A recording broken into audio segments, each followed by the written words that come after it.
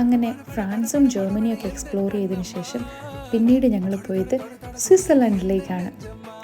ഞങ്ങളുടെ എല്ലാവരുടെയും ഡ്രീം ഡെസ്റ്റിനേഷനുകളിലൊന്ന്. അവിടെ ഞങ്ങൾ ആദ്യം പോയത് റൈൻ ഫോൾസ് കാണാനായിരുന്നു കേട്ടോ. യൂറോപ്പിലെ ഏറ്റവും ലാർജസ്റ്റ് വാട്ടർഫോൾ. എന്ത് ഭംഗിയായിരുന്നു എന്നറിയോ.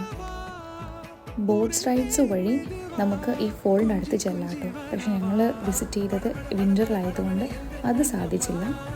അടുത്ത ഓപ്ഷൻ എന്ന് പറയുന്നത് വ്യൂവിങ് പ്ലാറ്റ്ഫോമിൽ നടന്ന് ചെല്ലുക എന്നുള്ളതാണ്. ഫോൾസിനടുത്തുള്ള ഒരു മെഡീവിയൽ കാസലിൻ്റെ അടുത്തൂടെ പോയി നമുക്ക് ഒരു ഗ്ലാസ് എലിവേറ്ററൊക്കെ കയറി ഇതിൻ്റെ വ്യൂയിങ് പ്ലാറ്റ്ഫോംസിലെത്താൻ പറ്റും.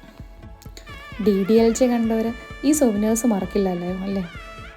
അങ്ങനെ ഈ സോവനിയേഴ്സൊക്കെ വാങ്ങി പിന്നെയും കുറച്ച് നേരം അതിൻ്റെ ഭംഗിയൊക്കെ ആസ്വദിച്ച് ഞങ്ങൾ അടുത്ത ഡെസ്റ്റിനേഷനിലോട്ട്